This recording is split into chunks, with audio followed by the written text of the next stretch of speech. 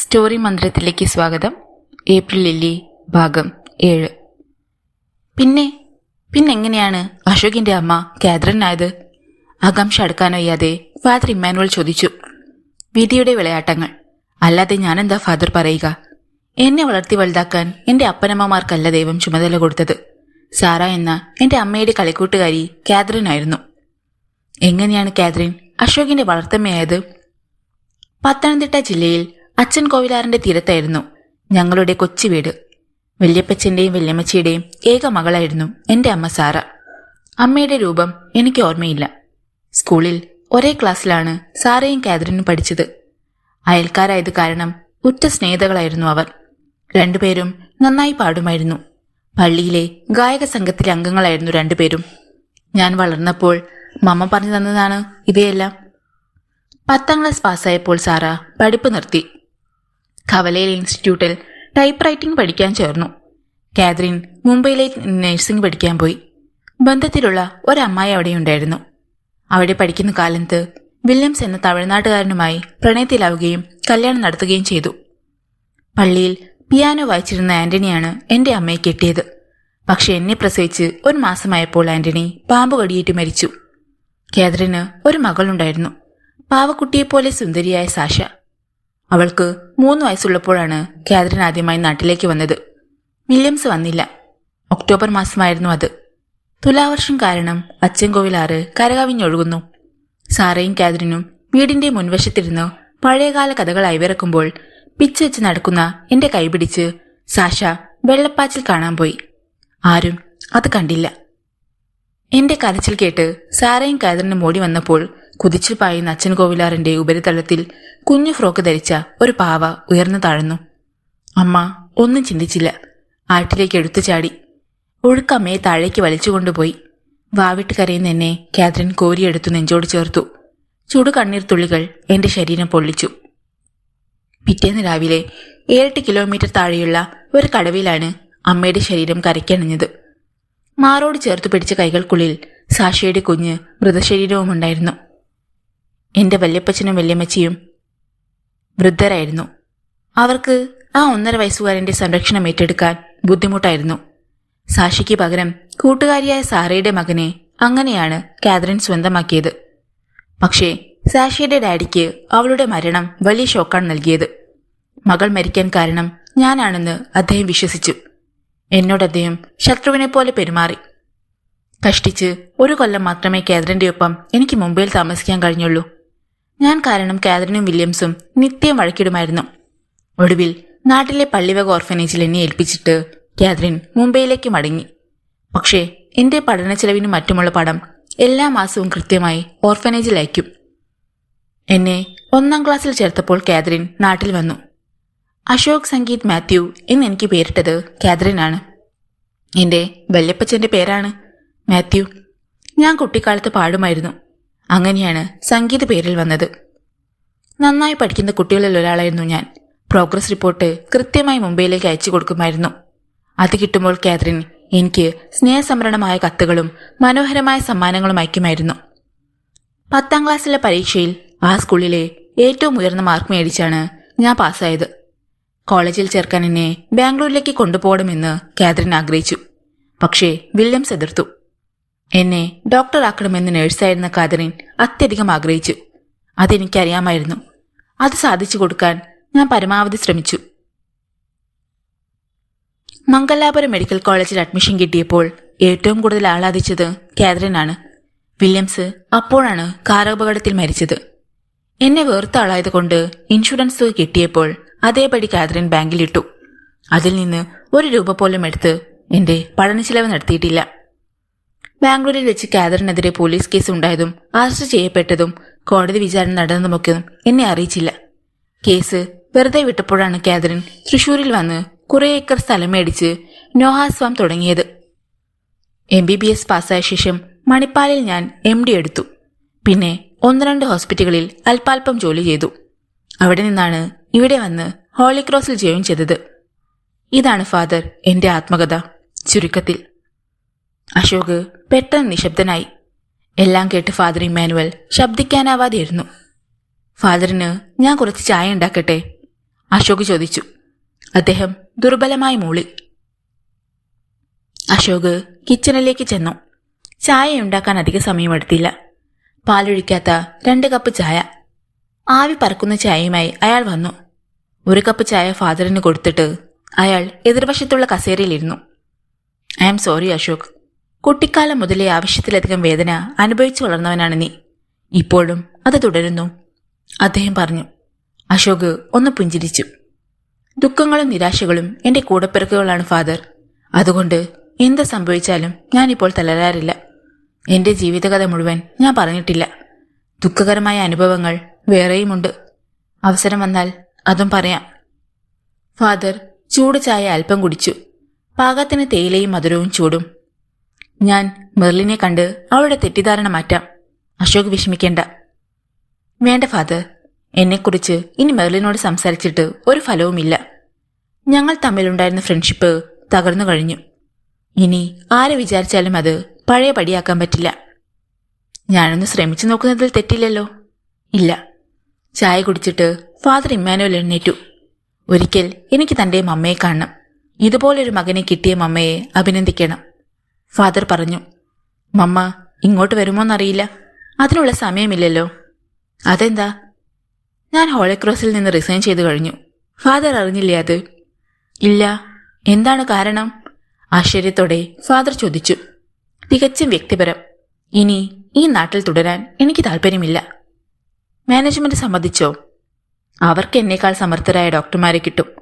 പക്ഷേ അശോക്, പോകും മുമ്പ് ഞാൻ ഫാദറെ കാണാൻ വരും, യാത്ര ചോദിക്കാൻ. അശോകിന്റെ 2 കൈകളും കൂട്ടിപ്പിടിച്ച് ഒരു നിമിഷം ഇമ്മാനുവൽ അച്ഛൻ നിന്നു.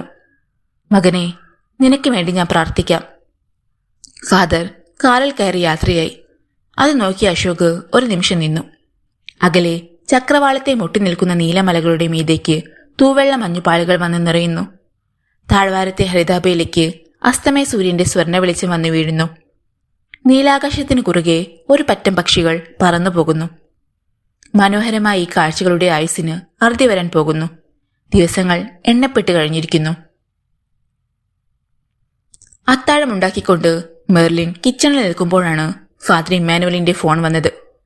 അവൾ പെട്ടെന്ന് ഫോൺ എടുത്തു. Good evening father. എന്താ ഈ രാത്രി? അവൾ ചോദിച്ചു. കാര്യമുണ്ടായിട്ടാണ് ഈ നേരത്തെ വിളിച്ചതെന്ന് മനസ്സിലായില്ലേ നിനക്ക്? മനസ്സിലായി, അതാ ചോദിച്ചത്. I want to see you. Monday സ്കൂളിൽ വരുന്നത് വരെ വെയിറ്റ് ചെയ്യാൻ പറ്റില്ല. So urgent. അതെ, നാളെ സൺഡേ അല്ലേ? നീ വീട്ടിൽ കാണുമല്ലോ. രാവിലെ ചർച്ചിൽ പോണം. ഓക്കെ, ചർച്ചിൽ വരുമ്പോൾ കാണാം. സെക്കൻഡ് സർവീസിനാണോ നീ പോകുന്നത്? പപ്പ വരുന്നുണ്ടെങ്കിൽ സെക്കൻഡിന്, അല്ലെങ്കിൽ ഫസ്റ്റ് സർവീസിന്. ഓക്കെ, രാവിലെ എന്നെ വിളിച്ച് വിവരം പറയണം. Yes father. ഫോൺ വെച്ച് കഴിഞ്ഞ് അത് തന്നെയായിരുന്നു മെർലിന്റെ ചിന്ത. എന്തിനായിരിക്കും അത്യാവശ്യമായി കാണണമെന്ന് ഇമ്മാനുവൽ അച്ഛൻ പറഞ്ഞത്? ചാൾസ് ഇറോയുടെ കാര്യം അച്ഛനും അറിഞ്ഞു കാണുമോ? അറിഞ്ഞവരെല്ലാം കുറ്റപ്പെടുത്തുകയാണ് ചെയ്യുന്നത്. നിനക്കെന്താ സുബോധം നഷ്ടപ്പെട്ടോ മെർലിൻ എന്നാണ് ഫാദർ സിൽവസ്റ്റർ ചോദിച്ചത്. മെർലിൻ മിസ്സിന്റെ മാരേജ് ഫിക്സ് ചെയ്തുവെന്ന് സ്കൂൾ മുഴുവൻ അറിഞ്ഞു കഴിഞ്ഞിരിക്കുന്നു. എല്ലാവരും അറിയട്ടെ, ലോകം മുഴുവൻ അറിയട്ടെ. ഒരാളെങ്കിലും വേദനിക്കും, അതു മതി. പപ്പ ചർച്ചിൽ പോകാൻ വരുന്നുണ്ടോ നാളെ? ലോറൻസിന് ഭക്ഷണം കൊടുക്കുമ്പോൾ അവൾ ചോദിച്ചു. ഇല്ല മോളെ, തീരെ വയ്യ, നീ പോയിട്ട് വാ. പപ്പയെ നിർബന്ധിക്കാൻ ശ്രമിച്ചില്ല അവൾ. രാവിലെ 7 മണിക്കാണ് ആദ്യത്തെ സർവീസ്. അതിൽ പങ്കെടുക്കുന്നതാണ് അവൾക്കിഷ്ടം. പുറത്ത് കോച്ചുന്ന തണുപ്പായിരിക്കുമെങ്കിലും പള്ളിക്കുള്ളിൽ സുഖകരമായ ഇളം ചൂട് അനുഭവപ്പെടും. പുലർച്ചെ ചായ ഉണ്ടാക്കി ഫ്ലാസ്കിൽ വെച്ചിട്ട് ഫസ്റ്റ് സർവീസിന് തന്നെ മെർലിൻ പുറപ്പെട്ടു. അവൾ പള്ളിയിലെത്തിയപ്പോൾ അധികം ആരും വന്നിട്ടില്ലായിരുന്നു. പാർക്ക് ചെയ്ത കാറുകളുടെ കൂട്ടത്തിൽ കണ്ണുകൾ കൊണ്ട് വെറുതെ തിരഞ്ഞു. അശോകിന്റെ കാർ കാണാനില്ല. ഒരു പക്ഷേ സെക്കൻഡ് സർവീസിനായിരിക്കും. എന്തു തന്നെയായാലും ഇനി തമ്മിൽ കണ്ടുമുട്ടാതിരുന്നാൽ മറിയായിരുന്നു. ഷോളുകൊണ്ട് ശിരസ് മറിച്ച് അവൾ പള്ളിയിലേക്ക് കയറി. കൃത്യം 7 മണിക്ക് തന്നെ സർവീസ് തുടങ്ങി. തൊടുപുഴ സ്വദേശി ഫാദർ ഇഗ്നേഷ്യസ് ആയിരുന്നു വികാരി. മുടി നരച്ചു തുടങ്ങിയ സൗമ്യനായ ഒരു മധ്യവയസ്കൻ. സർവീസ് കഴിഞ്ഞ് മെർലിൻ പള്ളിയിൽ നിന്നിറങ്ങിയപ്പോൾ എവിടെ നിന്നോ ഫാദർ ഇമ്മാനുവൽ അവളുടെ മുന്നിലെത്തി. പോകാൻ തിടുക്കമുണ്ടോ മെർലിന്? ഇല്ല ഫാദർ. Please come. ഇമ്മാനുവൽ അച്ഛന്റെ പിന്നാലെ അവൾ ചെന്നു. സെമിത്തേരിയുടെ മുന്നിലുണ്ടായിരുന്ന ഭാഗമരത്തിന്റെ ചുവട്ടിലേക്കാണ് അച്ഛൻ നടന്നത്. സെമിത്തേരി നിറയെ വെളുത്ത ലില്ലിപ്പൂക്കൾ വിരിഞ്ഞു നിടുന്നു. ഫാദർ പെട്ടെന്ന് നിന്നു. ഇന്നലെ ഞാൻ അശോകിനെ കണ്ടു. മെർലിൻ ഒന്നും മിണ്ടിയില്ല. അശോക് മമ്മയെന്ന് വിളിക്കുന്ന കാതറിൻ സത്യത്തിൽ അവന്റെ പെറ്റമ്മയല്ല. പിന്നെ? അവൾ പെട്ടെന്ന് ചോദിച്ചു. വളർത്തമ്മ. അശോകിന് 1.5 വയസ്സുള്ളപ്പോൾ അവന്റെ അമ്മ സാറ പുഴയിൽപ്പെട്ടു മരിച്ചു. മെർലിൻ ഞെട്ടലോടെ അദ്ദേഹത്തെ നോക്കി. ഇന്നലെ ആ കഥകളെല്ലാം അശോക് എന്നോട് പറഞ്ഞു. ഒരുപാട് വേദനകൾ അനുഭവിച്ച ഒരു പാവം ചെറുപ്പക്കാരനാണവൻ. രോഗികൾക്ക് ആശ്വാസം പകരാൻ വേണ്ടി നമ്മുടെ ഈ നാട്ടിൽ വന്നിട്ടും അവനെ ലഭിച്ചത് വേദന മാത്രം. മെർലിന്റെ 2 കണ്ണും നിറഞ്ഞൊഴുകി. നിന്നോട് സംസാരിക്കാമെന്ന് അശോകിന് ഞാൻ ഇന്നലെ വാക്ക് കൊടുത്തിട്ടാ പോന്നത്. പക്ഷേ ഒന്നും പഴയതുപോലെ ആവുകയില്ലെന്ന അവന്റെ വിചാരം. ആ ധാരണ തെറ്റാണെന്ന് നിനക്കേ അവന് മനസ്സിലാക്കി കൊടുക്കാൻ പറ്റൂ. ഫാദർ പറഞ്ഞു. ഇനിയൊന്നും പഴയതുപോലെ ആവില്ല ഫാദർ. വൈ? അതിന്റെ കാരണം ഫാദർ വൈകാതെ അറിയും. എന്റെ നാവിൽ നിന്ന് അത് കേൾക്കണ്ട. മെർലിൻ പിന്നെ അവിടെ നിന്നില്ല. അവൾ ഓടിച്ചെന്ന് കാറിൽ കയറി. ഇമ്മാനുവൽ അച്ഛന് ഒന്നും മനസ്സിലായില്ല. അദ്ദേഹം മെല്ലെ ചർച്ചിന് നേരെ നടന്നു. സെക്കൻഡ് സർവീസിനുള്ള ഇടവേളയായിരുന്നു അത്. ഫാദർ ഇഗ്നേഷ്യസും ചാൾസ് റോയും പള്ളിമുറ്റത്ത് നിന്ന് സംസാരിക്കുന്നുണ്ടായിരുന്നു അപ്പോൾ. ഇമ്മാനുവൽ അച്ഛനെ കണ്ട് ഫാദർ ഇഗ്നേഷ്യസ് പുഞ്ചിരിച്ചു. അച്ഛനറിയില്ലേ മിസ്റ്റർ ചാൾസിനെ? മൗണ്ടൻ ഗാർഡൻസ് ടീ എസ്റ്റേറ്റ് ഇദ്ദേഹത്തിന്റെയാണ്. കണ്ടിട്ടുണ്ട്, ഇതുവരെ പരിചയപ്പെടാൻ കഴിഞ്ഞില്ലെന്നേയുള്ളൂ. ഇമ്മാനുവൽ അച്ഛന്റെ കൈപിടിച്ച് ചാൾസ് സൗഹൃദത്തോടെ കുലുക്കി. ഇനി കൂടുതൽ പരിചയപ്പെടാൻ പോവുകയാണ് ഫാദർ. അങ്ങയുടെ സ്കൂളിൽ നിന്നാണ് ഞാൻ എന്റെ ബ്രൈഡിനെ കണ്ടെത്തിയിരിക്കുന്നത്, ചാൾസ് പറഞ്ഞു. റിയലി? ആരാണ് ആ ഭാഗ്യവതി? Merlin, miss Merlin Lawrence, Charles പറഞ്ഞു. വിശ്വാസം വരാതെ ഫാദർ ഇമ്മാനുവൽ അയാളെ നോക്കി. മനസ്സമ്മതത്തിന്റെ ഡേറ്റ് ഫിക്സ് ചെയ്യുന്ന കാര്യം സംസാരിക്കാനാണ് ചാൾസ് വന്നത്. അടുത്ത മാസം 25 ഒക്കെയാണ്. മിസ്റ്റർ ലോറൻസുമായി ആലോചിച്ചിട്ട് ഡേറ്റ് ഫൈനലൈസ് ചെയ്യാമെന്നാണ്. മുഴുവൻ കേൾക്കാൻ നിൽക്കാതെ ഫാദർ ഇമ്മാനുവൽ കാറിനടുത്തേക്ക് നടന്നു. അശോകിന്റെ വ്യസനം നിറഞ്ഞ മുഖമായിരുന്നു അപ്പോൾ അദ്ദേഹത്തിന്റെ മനസ്സിൽ. ജീസസ്, ഒക്കെ അവിടുത്തെ ഇഷ്ടം. ഫോണ് ബെല്ലടിച്ചപ്പോൾ കാതറിനാണ് റിസീവർ എടുത്തത്. ഹലോ മമ്മ, ഇത് ഞാനാണ്. അശോകിന്റെ സ്വരത്തിലെ വ്യത്യാസം പെട്ടെന്ന് കാതറിൻ പിടിച്ചെടുത്തു. മോനെ, നിനക്ക് പനിയാണോ? ശബ്ദമടഞ്ഞിരിക്കുന്നല്ലോ. ചെറിയ കോൾഡ്, സാരമില്ല. ഇന്ന് റെസ്റ്റ് എടുക്കാമെന്ന് വിചാരിക്കുക. നാളത്തേക്ക് എല്ലാം ശരിയാവും, അയാൾ പറഞ്ഞു. ഈ നേരത്ത് നീ തനിച്ചെവിടെ? സഹായത്തിന് ആരുമില്ലാതെ? മമ്മ വിചാരിക്കുന്നത് പോലെ ഒന്നുമില്ല. നല്ല ക്ഷീണമുണ്ട്. അല്ലെങ്കിൽ ഞാനിന്ന് ഡ്യൂട്ടിക്ക് പോയേനെ. 2 ദിവസം ലീവ് എടുക്ക്. പനി മാറിയിട്ട് പോയാൽ മതി ഹോസ്പിറ്റലിലേക്ക്. മരുന്ന് വല്ലതും കഴിക്കുന്നുണ്ടോ? ഡോക്ടർ സുരേഷ് അത്യാവശ്യം ടാബ്ലറ്റ്സ് കൊടുത്തുവിട്ടു. അത് കഴിച്ചു നോക്കട്ടെ, അയാൾ പറഞ്ഞു. തീരെ വയ്യെങ്കിൽ ചെന്ന് അഡ്മിറ്റ് ആകണം. ഹോസ്പിറ്റലിലാകുമ്പോൾ ആരെങ്കിലും സഹായത്തിന് കാണും. കോട്ടേജിലാകുമ്പോൾ അടുത്തെങ്ങും വീട് പോലും ഇല്ലല്ലോ. ആഹാരത്തിന് നീ എന്ത് ചെയ്യും മോനെ? കുറച്ച് കഞ്ഞി ഉണ്ടാക്കുന്നത് അത്ര വലിയ പണിയൊന്നുമല്ല മമ്മ. എന്തെങ്കിലും പ്രയാസമുണ്ടേ വിളിക്കണേ, മമ്മ വരാം. വിളിക്കാം. റിസീവർ വെച്ച് കാതറിൻ തിരിഞ്ഞു നോക്കിയപ്പോൾ പിന്നിൽ സ്വീറ്റി നിൽക്കുന്നുണ്ടായിരുന്നു. അശോകിന് സുഖമില്ല, കോൾഡ് ആണെന്ന് അവൻ പറയുന്നു. എനിക്ക് തോന്നി സംസാരം കേട്ടപ്പോ, അവൾ പറഞ്ഞു. അവനവിടെ ഒറ്റയ്ക്ക് ഓർത്തിട്ട് എനിക്കൊരു മനസ്സമാധാനം കിട്ടുന്നില്ല. സ്വീറ്റി ഒരു നിമിഷം ചിന്തിച്ചു നിന്നു. ഞാൻ പോകാം ആൻറ്റി, അവൾ പെട്ടെന്ന് പറഞ്ഞു. കാതറിൻ അവളെ ഒന്ന് നോക്കി. നീ പോയാൽ? ഒരു ഗ്ലാസ് ചൂടുവെള്ളം വേണമെങ്കിൽ കൊടുക്കാൻ വേറെ ആരുണ്ടവിടെ? പനി മാറുന്നത് വരെ ഞാൻ അവിടെ നിൽക്കാം. അല്ലെങ്കിൽ തന്നെ അശോക് ഇനി 1 മാസം കൂടിയല്ലേ അവിടെ കാണൂ. ഞങ്ങൾ ഒന്നിച്ചിങ്ങ് പോരാം. അതൊരു നല്ല ആശയമാണെന്ന് കാതറിന് തോന്നി. അതിന് സ്വീറ്റി, നിനക്ക് ഒറ്റയ്ക്ക് പോകാമോ? എനിക്ക് ഒരു പേടിയുമില്ല ആൻറ്റി. ഹോളി ക്രോസ് ഹോസ്പിറ്റലിൽ ചെന്നാൽ ആരെങ്കിലും അശോകിന്റെ കോട്ടേജിൽ കൊണ്ടുചെന്ന് വിടില്ലേ? നേരാ, ഇപ്പം തന്നെ ഞാൻ അവനെ വിളിച്ചു പറയാം. കാതറിൻ റിസീവർ എടുത്തു. വേണ്ട ആൻറ്റി, പറഞ്ഞാൽ അശോക് സമ്മതിക്കത്തില്ല. ഞാനങ്ങ് ചെല്ലുമ്പോൾ അറിഞ്ഞാൽ മതി. പിറ്റേന്ന് രാവിലെ ഒരാഴ്ചത്തേക്കുള്ള വസ്ത്രങ്ങൾ എയർബാഗിൽ നിറച്ച് സ്വീറ്റി പുറപ്പെട്ടു. അവൾ പാൻസും ഷർട്ടുമാണ് ധരിച്ചത്. അശോകിന്റെ നാട്ടിൽ ബസ് ഇറങ്ങുമ്പോൾ സന്ധ്യയാവുകയായിരുന്നു.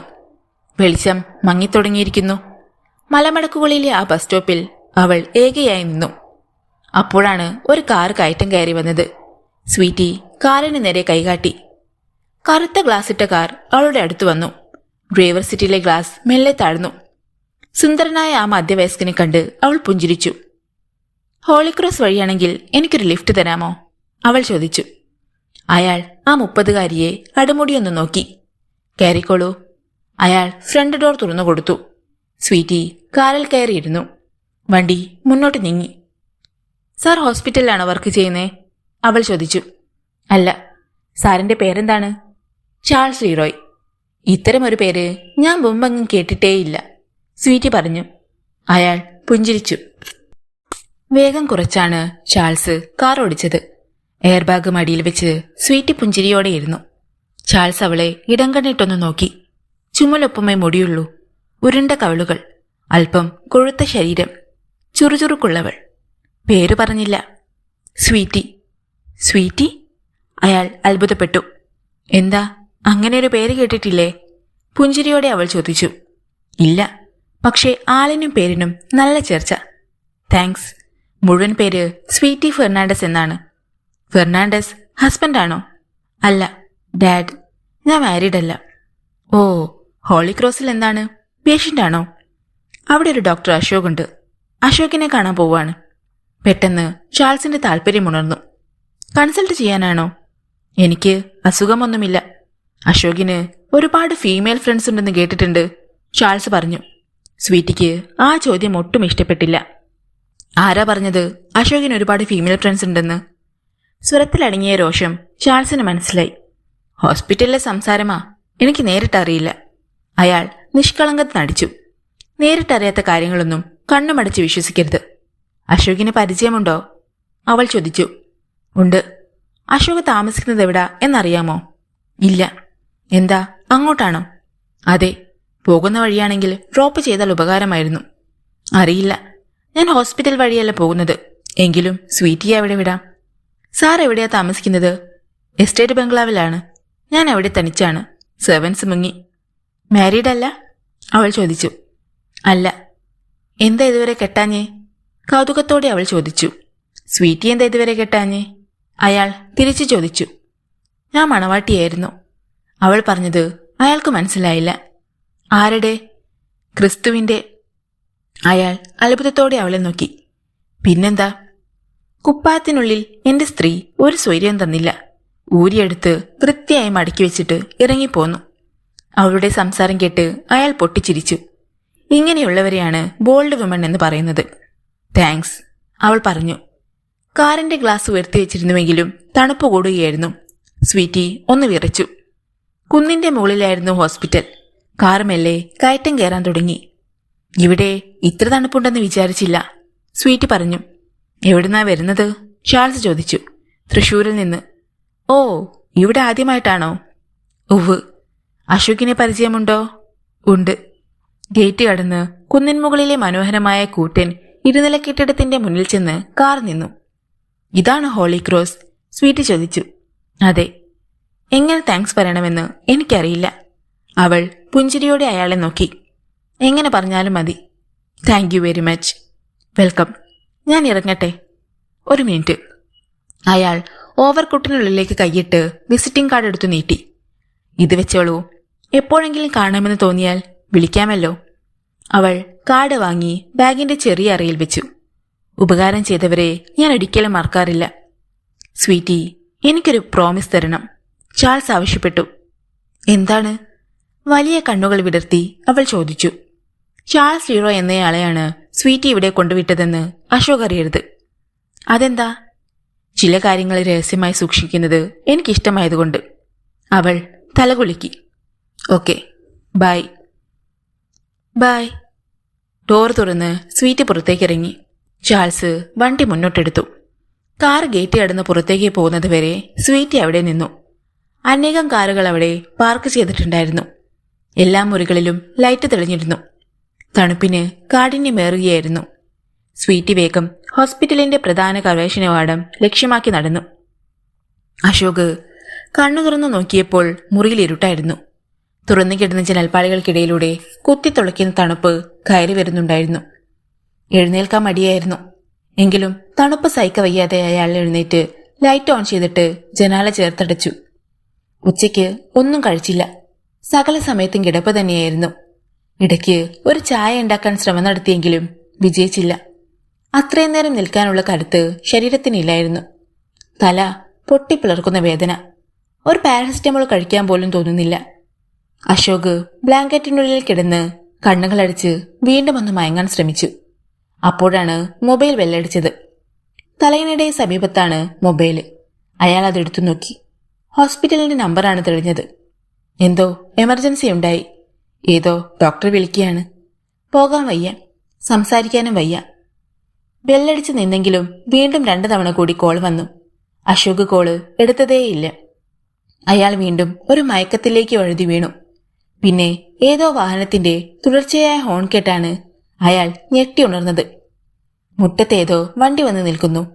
അതിന്റെ ഹെഡ്ലൈറ്റിൽ നിന്നുള്ള ശക്തിയേറിയ വെളിച്ചം ജനാറ്റിൽ ചില്ലുകൾ വഴി മുറിയിലേക്ക് കയറി വന്നിരിക്കുന്നു. എൻജിൻ ഓഫ് ചെയ്തിട്ടില്ല. ഈ നേരത്താരാണ് വന്നത്? ആരോ മുൻവാതിലിൽ മുട്ടി വിളിക്കുന്നു. ഡോക്ടർ, വാതിൽ തുറക്ക്. ഇത് ഞാനാ, സിബി. സെബാസ്റ്റ്യനാണ് വിളിക്കുന്നതെന്ന് അശോകിന് പെട്ടെന്ന് മനസ്സിലായി. സിബി വന്നത് നന്നായി. ഒരു ചായ ഉണ്ടാക്കി തരാൻ പറയാമല്ലോ. 2 പാരസിറ്റമോൾ കഴിച്ച് കിടന്നാൽ മതി. രാവിലെ ആകുമ്പോഴേക്കും പനി പമ്പ കടക്കും. അശോക് ഒരു വിധത്തിൽ എഴുന്നേറ്റ് മുൻവശത്തെ മുറിയിലേക്ക് ചെന്ന് കതകിന്റെ ബോൾട്ട് എടുത്തു. പുറത്ത് അമ്പലന്ന മുഖത്തോടെ സെബാസ്റ്റ്യൻ നിൽക്കുന്നുണ്ടായിരുന്നു.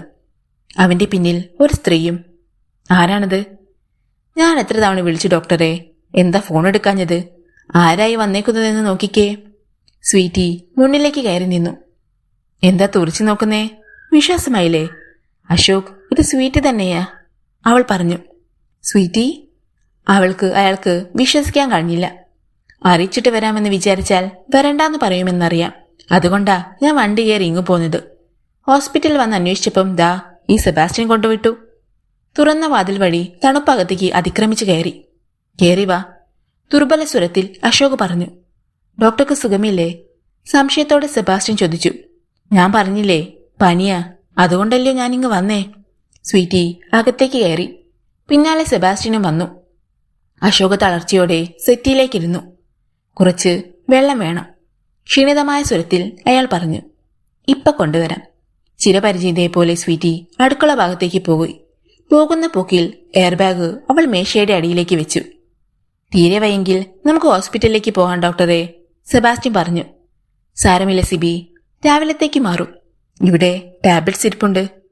ആ ചേച്ചി വന്നത് നന്നായി. അല്ലായിരുന്നെങ്കിൽ ഡോക്ടർ ഒറ്റയ്ക്ക് ഈ രാത്രിയിൽ പനിച്ചു വിറച്ച്, സിബി പറഞ്ഞു.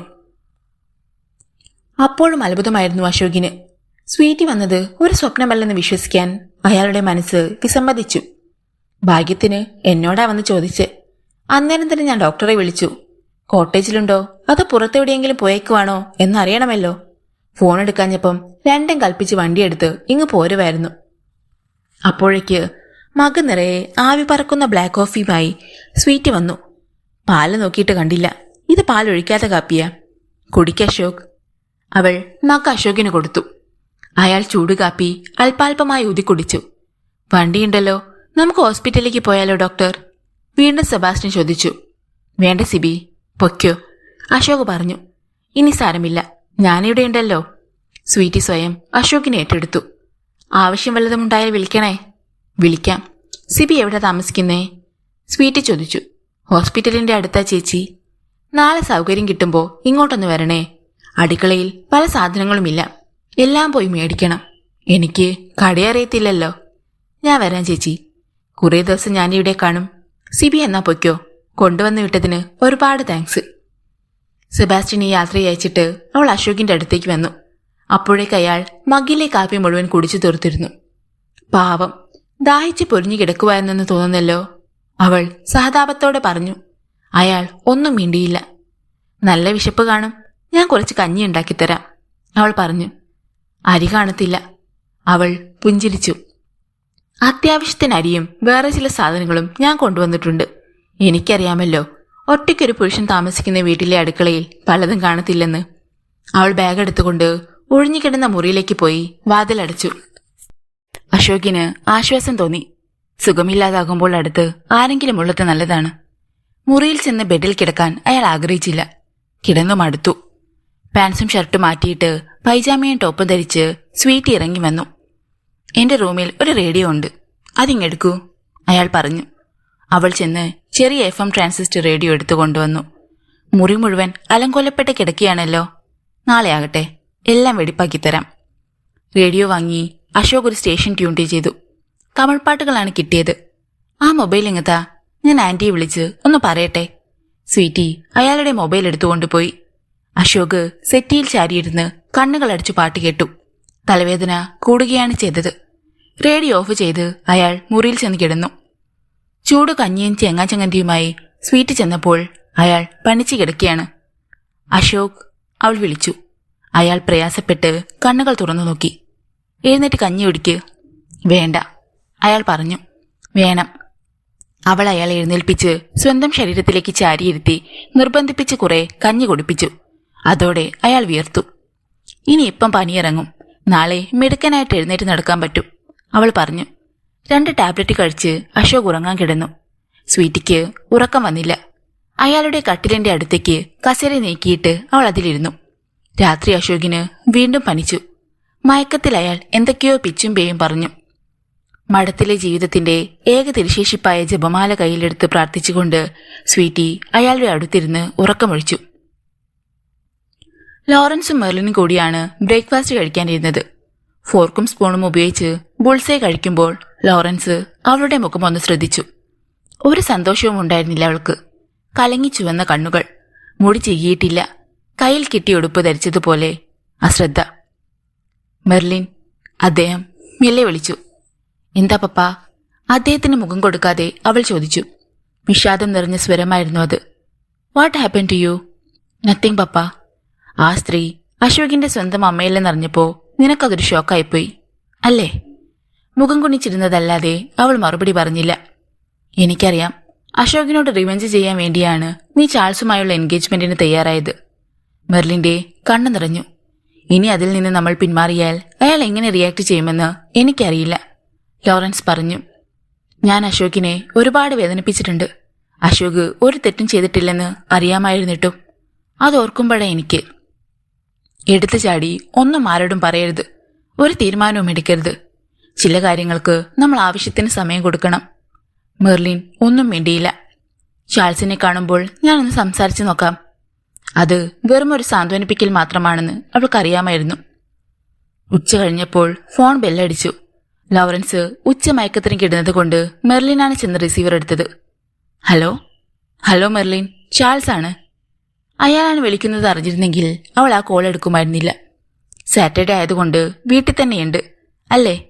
മെർലിനെ കിട്ടുമെന്ന് ഞാൻ പ്രതീക്ഷിച്ചതേയില്ല. ഞാൻ പള്ളിയിൽ ചെന്ന് ഫാദർ ഇഗ്നേഷ്യസിനെ കണ്ടിരുന്നു. അക്കാര്യം പറയാനാണ് വിളിച്ചത്. പപ്പ കിടക്കുകയാണ്, ഞാൻ വിളിക്കാം. അവൾ രക്ഷപ്പെടാൻ ശ്രമിച്ചു. പക്ഷേ മെർലിനോട് പറഞ്ഞാലും മതിയല്ലോ. അടുത്ത മാസം ആദ്യം എൻഗേജ്മെന്റ് നടത്താം, മാസാവസാനം മാരേജും. ഞാൻ എന്റെ ക്ലോസ് റിലേറ്റീവ്സിനെ അറിയിച്ചു കഴിഞ്ഞു. അവരെല്ലാവരും ത്രില്ലടിച്ചിരിക്കുകയാണ് മെർലിനെ പരിചയപ്പെടാൻ. അയാൾ പൊട്ടിച്ചിരിച്ചു. പിന്നൊരു ന്യൂസ്. നമ്മുടെ ഡോക്ടർ അശോക് വിചാരിച്ചതുപോലെയൊന്നുമല്ല. ജീവിതം എൻജോയ് ചെയ്യാനുള്ളതാണെന്ന് ഉറച്ചു വിശ്വസിക്കുന്നവനാണ്. ഇന്നലെ ഒരു പെണ്ണിനെ വീട്ടിൽ കൊണ്ടൊന്ന് താമസിപ്പിച്ചിട്ടുണ്ട്. ഉടനെ എങ്ങും അവളെ വിടത്തില്ലെന്ന് അറിഞ്ഞത്. മെർലിന് ആകാംക്ഷയായി. ഏതു പെണ്ണ്? അവൾ ചോദിച്ചു. തൃശ്ശൂരുകാരിയാ, സ്വീറ്റി. 1 മാസത്തേക്ക് കോൺട്രാക്ട് വ്യവസ്ഥയിൽ എടുത്തിരിക്കുകയാണെന്നാ പറഞ്ഞത്. ബസ്സിറങ്ങി അവൾ നിൽക്കുമ്പം എന്റെ ഡ്രൈവറാ അവൾക്ക് ലിഫ്റ്റ് കൊടുത്തു കൊണ്ടുവിട്ടത്. അവൻ പറഞ്ഞ ഇതെല്ലാം ഞാൻ അറിഞ്ഞേ. മെർലിന് ഒന്നും മിണ്ടാൻ കഴിഞ്ഞില്ല. ശരി മെർലിൻ, നാളെ വന്ന് ഞാൻ പപ്പയെ കണ്ടോളാം. ചാൾസ് ഫോൺ കട്ട് ചെയ്തു. അവൾ റിസീവർ മെല്ലെ തിരിച്ചു വെച്ചു. കേട്ടതൊന്നും വിശ്വസിക്കാൻ തോന്നിയില്ല. അശോക് ഏയ് അങ്ങനെയുള്ള ഒരാളല്ല. രാത്രി ലോറൻസിന് ശ്വാസം മുട്ടൽ തുടങ്ങി. ഹോസ്പിറ്റലിൽ നിന്ന് തന്ന മരുന്നുകൾ ഇരിപ്പുണ്ടല്ലോ മോളെ, ഏതാ കഴിക്കേണ്ടതെന്ന് നീ അശോകിനൊന്ന് വിളിച്ചു നോക്ക്, അദ്ദേഹം പറഞ്ഞു. അവളൊന്നും മടിച്ചു. പക്ഷെ രാത്രി പപ്പയുടെ അസുഖം കൂടിയാൽ? അവൾ ഹോളിക്രോസിലേക്ക് വിളിച്ചു. ഡോക്ടർ അശോകിനെ ഒന്ന് തരാമോ? ഡോക്ടർ ലീവിലാണല്ലോ, മൊബൈലിൽ വിളിച്ചാൽ കിട്ടിയേക്കും. വിളിക്കണോ? വിളിക്കാതെ പറ്റില്ലല്ലോ, പപ്പയ്ക്ക് വേണ്ടിയല്ലേ. അശോകിന്റെ മൊബൈലിലേക്ക് അവൾ വിളിച്ചു. ഹലോ. ഒരു സ്ത്രീസ്വരമാണ് കോൾ എടുത്തപ്പോൾ കേട്ടത്. അവളൊന്ന് ഞെട്ടി. ചാൾസ് പറഞ്ഞതുപോലെ. ഡോക്ടർ അശോകിന്റെ നമ്പറല്ലേ ഇത്? അതെ. ആരാ സംസാരിക്കുന്നത്? എന്റെ പേര് സ്വീറ്റി എന്നാണ്. കൂടുതലൊന്നും ചോദിക്കാതെ മെർലിൻ പെട്ടെന്ന് കോള് കട്ട് ചെയ്തു. അവൾ തളർച്ചയോടെ കസേരയിലേക്കിരുന്നു. തൃശ്ശൂറുകാരിയാ, പേര് സ്വീറ്റി. 1 മാസത്തേക്ക് കോൺട്രാക്ട് വ്യവസ്ഥയിൽ എടുത്തിരിക്കുകയാണെന്നാ പറഞ്ഞത്. ചാൾസിന്റെ വാക്കുകൾ പെട്ടെന്ന് മെർലിൻ ഓർമ്മ വന്നു. പ്രശസ്തമായ ഒരു ഹോസ്പിറ്റലിലെ പേരുള്ള ഒരു ഡോക്ടറാണ് അശോക്. എങ്ങനെ ധൈര്യം വന്നു അയാൾക്ക് ഇങ്ങനെയൊരു പെണ്ണിനെ കൊണ്ടുവന്ന് കൂടെ താമസിപ്പിക്കാൻ? അശോകിനെ കുറിച്ചുള്ള സങ്കല്പങ്ങൾ വീണ്ടും കറുത്തു പോവുകയാണല്ലോ. മെർലിൻ, പെട്ടെന്ന് ലോറൻസ് വിളിക്കുന്നത് അവൾ കേട്ടു. അവൾ എഴുന്നേറ്റ് പപ്പയുടെ മുറിയിലേക്ക് ഓടിച്ചെന്നു. എന്താ പപ്പ? നീ അശോകിനെ വിളിച്ചില്ലേ? വിളിച്ചു, പക്ഷെ കിട്ടിയില്ല. അതെന്താ? വിളിച്ചപ്പോ ഫോൺ സ്വിച്ച് ഓഫ് ആണ്. രാത്രി ആയതുകൊണ്ട് സ്വിച്ച് ഓഫ് ചെയ്ത് വെച്ചതായിരിക്കും. ഇതുപോലെയുള്ള കോൾസ് വന്നാ ബുദ്ധിമുട്ടേണ്ടി വരില്ലേ? ലോറൻസ് ഒന്ന് കിതച്ചു. ശ്വാസം കിട്ടാൻ ഇത്തിരി പാടുപെട്ടു. പക്ഷേ അശോക് അങ്ങനെയുള്ള ഡോക്ടറല്ലല്ലോ മോളെ. ചിലപ്പോ ബാറ്ററിക്ക് ചാർജില്ലാതെ ഓഫായി പോയി കാണും. അദ്ദേഹം അശോകിനെ ന്യായീകരിച്ചു. പാവം പപ്പ. അയാളുടെ ശരിക്കുമുള്ള സ്വഭാവം എന്നെങ്കിലും പപ്പ മനസ്സിലാക്കും. അന്ന് പപ്പ അയാളെ വെറുക്കും. മോള് ആ മെഡിക്കൽ ചെസ്റ്റ് ഇങ്ങോട്ടെടുത്തുകൊണ്ട് വന്നേ, ലോറൻസ് പറഞ്ഞു. പപ്പയുടെ മരുന്നുകൾ സൂക്ഷിക്കുന്നത് ഒരു ചെറിയ തടിപ്പെട്ടിയിലാണ്. പോളിഷ് ചെയ്ത പെട്ടിക്ക് തൂക്കിപ്പിടിക്കാൻ പിത്തളയുടെ ഹാൻഡിലുമുണ്ട്. അലമാര തുറന്ന് മെർലിൻ ആ ചെസ്റ്റ് ബോക്സ് എടുത്ത് മേശപ്പുറത്ത് വെച്ചു. ആ ഇൻഹേലർ ഇങ്ങെടുത്തതാ, അദ്ദേഹം പറഞ്ഞു. അവൾ പെട്ടി തുറന്നു നോക്കി. പിന്നെ പെട്ടിയിൽ നിന്ന് ഇൻഹേലർ എടുത്തു കൊടുത്തു. വല്ലാതെ ശ്വാസമുട്ടലുണ്ടാകുമ്പോൾ ഇതുപയോഗിച്ചാൽ കുറച്ച് ആശ്വാസം കിട്ടും. ലോറൻസ് എഴുന്നേറ്റിരുന്ന് ഇൻഹേലർ വാങ്ങി വായിലേക്ക് വെച്ച് ശക്തിയായി ശ്വാസം ഉള്ളിലേക്കെടുത്തു. ഇതിൽ മെഡിസിൻ തീരെ കുറവാണെന്ന് തോന്നല്ലോ മോളെ. രാത്രി അസമയത്ത് പപ്പയ്ക്ക് ശ്വാസം മുട്ടൽ അധികമായാൽ? മെർലിൻ ഒന്ന് ഭയന്നു. ഒറ്റയ്ക്ക് പപ്പയെ താങ്ങിപ്പിടിച്ച് ഹോസ്പിറ്റലിലേക്ക് പോകാൻ പറ്റില്ല. നമുക്ക് ഹോസ്പിറ്റലിലേക്ക് ഇപ്പൊ തന്നെ പോയാലോ പപ്പ? അവൾ ചോദിച്ചു. വേണ്ട മോളെ, now I am feeling fine, അദ്ദേഹം പറഞ്ഞു. മെർലിൻ അവളുടെ മുറിയിലേക്ക് മടങ്ങി. ലെൻഡിംഗ് ലൈബ്രറിയിൽ നിന്നെടുത്തൊരു നോവൽ വായിക്കാനായി തുറന്നുവെങ്കിലും ആദ്യത്തെ ഒരു പേജ് പോലും മുഴുമിപ്പിക്കാൻ അവൾക്ക് കഴിഞ്ഞില്ല. ശ്രദ്ധ പതറിപ്പോകുന്നു. മനസ്സ് അലഞ്ഞു തിരിയുന്നു. അശോകിനെ ചുറ്റിപ്പറ്റിയാണ് എല്ലാ ചിന്തകളും. അപ്പനമ്മമാരുടെ സ്നേഹവാത്സല്യങ്ങൾ കിട്ടാതെ പോയ ബാല്യകാലം, പിന്നെ ഓർഫനേജിലെ ജീവിതം. ചീത്ത കുട്ടുകെട്ടുകളിൽ വീണിട്ടുണ്ടാവാം, തെറ്റുകളിലേക്ക് നടന്നു ചെന്നിട്ടുണ്ടാവാം. അല്ലെങ്കിൽ പിന്നെ ഒരു പെണ്ണിനെ കൊണ്ടുവന്ന് താമസിപ്പിക്കാനുള്ള ചങ്കൂറ്റം. ഹോസ്പിറ്റലിൽ നിന്ന് രാജിവെച്ച് പോവുകയാണല്ലോ. ഏറിയാൽ 1 മാസം. ഇനി ആരെന്ത് വിചാരിച്ചാലും ഒന്നുമില്ലല്ലോ. ആരുടെയും മുഖത്ത് നോക്കേണ്ടതില്ലല്ലോ.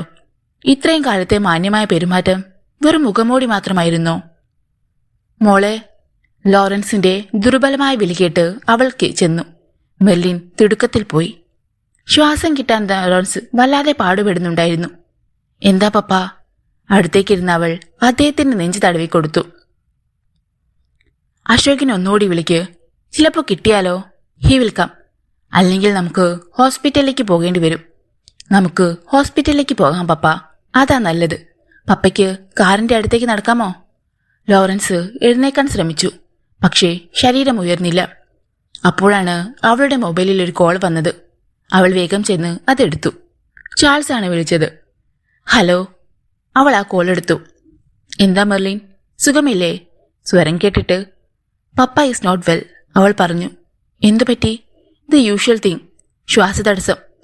ഡോക്ടർ അശോകിന്റെ ട്രീറ്റ്മെന്റിലായിരുന്നു. പക്ഷേ ഡോണ്ട് വറി, പപ്പയെ നമുക്ക് ഹോസ്പിറ്റലിൽ കൊണ്ടുപോകാം. പെട്ടെന്ന് ചാൾസ് കോള് കട്ട് ചെയ്തു. മെർലിന് ആശ്വാസം തോന്നി. പപ്പയെ ഹോസ്പിറ്റലിൽ എത്തിക്കാൻ ഇനി ബുദ്ധിമുട്ടേണ്ടി വരില്ല. പക്ഷെ ചാൾസിന്റെ സഹായം സ്വീകരിക്കാൻ എന്തുകൊണ്ടോ അവൾക്ക് വിമുഖതയും അനുഭവപ്പെട്ടു. അയാളെ ഹൃദയം കൊണ്ട് അംഗീകരിക്കാൻ ഇതുവരെ തയ്യാറായിട്ടില്ല. ഒരിക്കലും അതിന് കഴിയുകയുമില്ല. അശോകിനോടുള്ള പ്രതികാരം വിട്ടാൻ സ്വന്തം ജീവിതം ബലികൊടുക്കുകയാണ്. അത് തെറ്റാണെന്നറിയാം. പക്ഷേ മെർലിൻ വേഗം ലോറൻസിന്റെ അടുത്തേക്ക് ചെന്നു. മിസ്റ്റർ ചാൾസ് വിളിച്ചു പപ്പ, ഇങ്ങോട്ട് വരാമെന്ന്, പപ്പയെ ഹോസ്പിറ്റലിൽ കൊണ്ടുപോകാൻ. അവൾ പറഞ്ഞത് അദ്ദേഹം കേട്ടില്ല. ശ്വാസം കിട്ടാൻ പാടുപെടുകയായിരുന്നു. അദ്ദേഹത്തിന്റെ കൈകൾ ആലംബത്തിനു വേണ്ടി വായുവിൽ അള്ളിപ്പിടിച്ചു. ചാൾസ് ഒന്ന് വേഗം വന്നെങ്കിൽ. അവൾ നിമിഷങ്ങൾ എണ്ണി കാത്തിരുന്നു. ഒടുവിൽ 2 വാഹനങ്ങൾ ഇരുട്ടിലൂടെ വന്ന് പെരിവിങ്കിളിന്റെ മുന്നിൽ നിന്നു. ആദ്യത്തേത് ചാൾസിന്റെ കാറായിരുന്നു.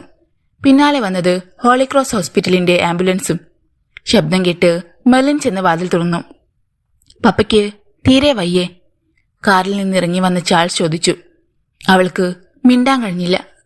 ഡ്രസ്സോ അത്യാവശ്യം വേണ്ടുന്ന വേറെ സാധനങ്ങൾ എടുത്തോളൂ, നമുക്കുടൻ പോണം, അയാൾ പറഞ്ഞു. 2 അറ്റൻഡർമാർ സ്ട്രെച്ചറുമായി ഇറങ്ങി വന്നു. അവർ ലോറൻസിനെ അതിലേക്ക് കിടത്തി ആംബുലൻസിലേക്ക് കൊണ്ടുപോയി. ഒരു എയർ ബാഗിൽ വേണ്ടതെല്ലാം എടുത്തുവെച്ച് മെർലിൻ പുറത്തേക്ക് വന്നു. ചാൾസ് വെളിയിൽ കാത്തു നിൽക്കുന്നുണ്ടായിരുന്നു. അവൾ വേഗം വാതിൽ പൂട്ടി. ആംബുലൻസിൽ അവരുണ്ടല്ലോ, മെർലിൻ എന്റെ കാറിൽ കയറിക്കോ, അയാൾ പറഞ്ഞു. അയാളോടൊപ്പം യാത്ര ചെയ്യാൻ അവൾക്ക് ഇഷ്ടമില്ലായിരുന്നു. ഞാൻ എന്റെ കാർ എടുക്കാം, അല്ലെങ്കിലും തിരിച്ചു വരാനോ വേറെ എവിടെയെങ്കിലും പോകാനോ വണ്ടിയില്ലാതെ പറ്റില്ലല്ലോ, അവൾ ഒഴിഞ്ഞു. ചാൾസിനെ കൊണ്ട് കൂടുതലൊന്നും പറയാൻ അനുവദിക്കാതെ അവൾ വേഗം ചെന്ന് സ്വന്തം കാറിൽ കയറി. ആംബുലൻസ് മുന്നിലും മറ്റ് 2 കാറുകൾ പിന്നിലുമായി ഹോളിക്രോസിലേക്ക് പുറപ്പെട്ടു. സ്വീറ്റി ഉറക്കമുണർന്നു നോക്കിയപ്പോൾ മുറി ഇരുട്ടായിരുന്നു. കുത്തിത്തുളയ്ക്കുന്ന തണുപ്പ്. അവൾ കമ്പിളിക്കുള്ളിലേക്ക് ചുരുണ്ടു. രാത്രിയിൽ തണുപ്പ് തീരെ സഹിക്കാതെ വന്നപ്പോൾ അശോകിന്റെ സ്വെറ്ററുകളിലൊന്ന് ധരിച്ചുകൊണ്ടാണ് അവൾ ഉറങ്ങാൻ കിടന്നത്. സ്വീറ്റി എഴുന്നേറ്റ് ലൈറ്റിട്ടു. കണ്ണാടിയിൽ തന്റെ രൂപം കണ്ടപ്പോൾ അവൾക്കറിയാതെ ചിരി വന്നു. സ്വെറ്റർ ദേഹത്ത് ഇറുകി കിടക്കുന്നു. വാച്ച് എടുത്ത് നോക്കിയപ്പോൾ സമയം 4 മണി. വാതിൽ തുറന്ന് അവൾ അശോകിന്റെ മുറിയിലേക്ക് ചെന്നു. ലൈറ്റിട്ട് നോക്കിയപ്പോൾ അശോക് ശാന്തമായി ഉറങ്ങുന്നു. നെറ്റിയിൽ കൈത്തലം വെച്ച് നോക്കി. പനി കുറഞ്ഞിരിക്കുന്നു. മുഖം മാത്രമേയുള്ളൂ ബ്ലാങ്കറ്റിന് വെളിയിൽ. അല്പനേരം അയാളെ നോക്കി നിന്നിട്ട് അവൾ ഒരു നെടുവീർപ്പോടെ ലൈറ്റണച്ച് സ്വന്തം മുറിയിലേക്ക് തിരിച്ചുപോയി. അശോകിനെ പോലെ സുന്ദരനും ഇഷ്ടം തോന്നുന്നവരുമായ വേറെ ഒരു ചെറുപ്പക്കാരനെയും അവൾ ഇതുവരെ കണ്ടിട്ടില്ല. ഇഷ്ടം തോന്നിയ വേറൊരാൾ ഉണ്ടായിരുന്നു. പക്ഷെ അയാൾ ലോ ധരിച്ചവനായിരുന്നു. സ്വീറ്റിക്ക് പിന്നെ ഉറങ്ങാൻ കഴിഞ്ഞില്ല. 1 മാസം കഴിഞ്ഞാൽ അശോക് ഹോളിക്രോസ് ഹോസ്പിറ്റലിലെ ജോലി ഉപേക്ഷിച്ച് ഈ നാട് വിട്ടുപോകും.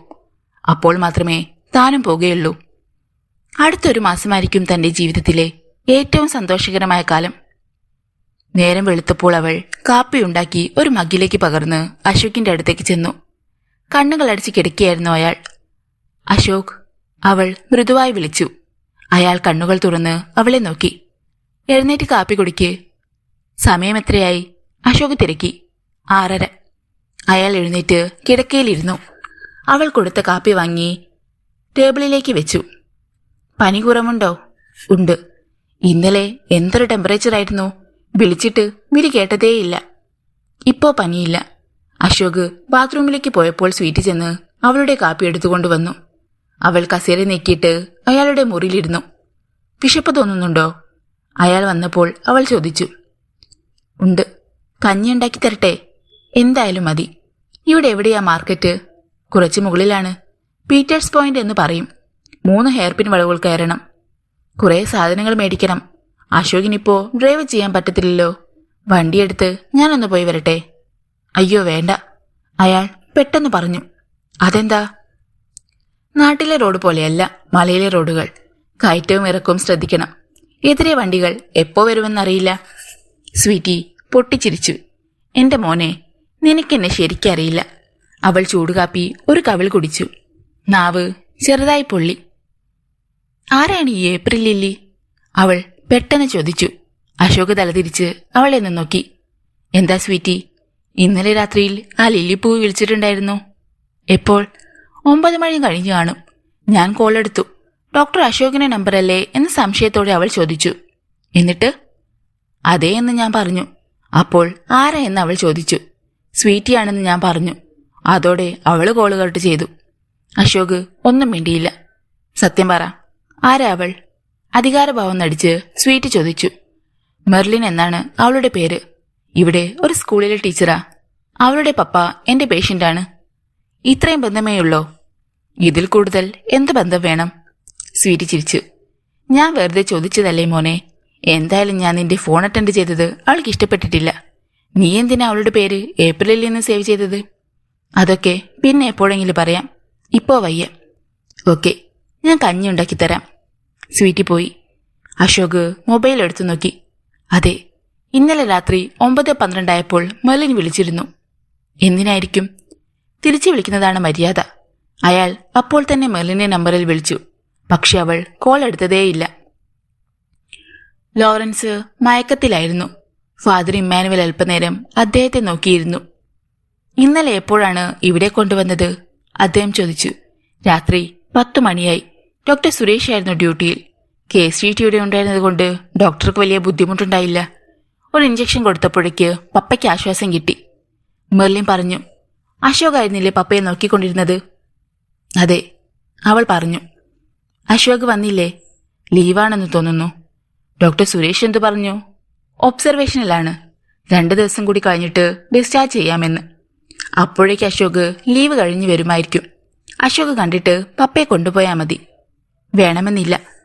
മെർലിന്റെ വാക്കുകളിൽ ഉണ്ടായിരുന്ന രോഷം ഫാദർ ഇമ്മാനുവലിനെ ഞെട്ടിച്ചു. മെർലിൻ. അദ്ദേഹം അവളെ ഒന്ന് നോക്കി.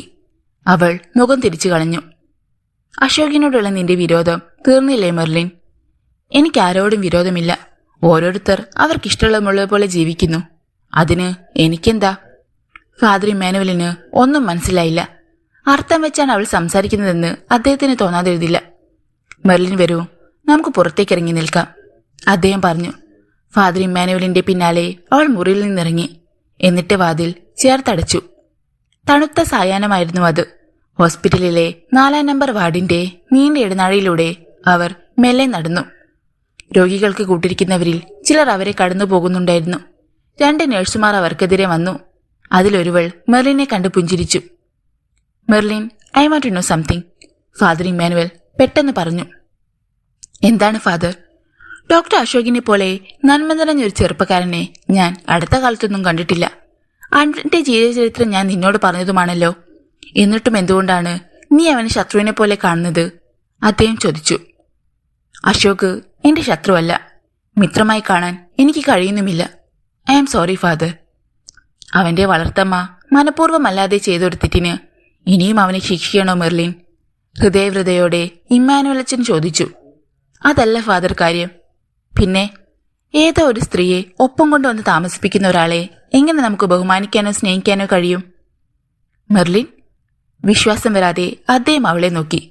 അതെ ഫാദർ, സ്വീറ്റി എന്നാണ് ആ സ്ത്രീയുടെ പേര്. ഞാൻ ഇന്നലെ രാത്രി അശോകിനെ വിളിച്ചപ്പോൾ ആ സ്ത്രീയാണ് ഫോൺ അറ്റൻഡ് ചെയ്തത്. ഒരു പക്ഷേ അവൾ അശോകിന്റെ ബന്ധുവായിക്കൂടെ? അല്ല ഫാദർ. ചാൾസിൽ നിന്ന് അറിഞ്ഞ വിവരങ്ങൾ അവൾ ഇമ്മാനുവലച്ചനോട് പറഞ്ഞു. ഞാനിതൊന്നും വിശ്വസിക്കില്ല. നിഷേധാർത്ഥത്തിൽ ഫാദർ തലയാട്ടി. വേണ്ട ഫാദർ, നമുക്ക് ഈ വിഷയം വിടാം. I hate him. I never want to see his face again. എന്റെ വിഷമം ഫാദറിന് ഒരിക്കലും മനസ്സിലാവുകയില്ല. മെർലിൻ കരഞ്ഞു.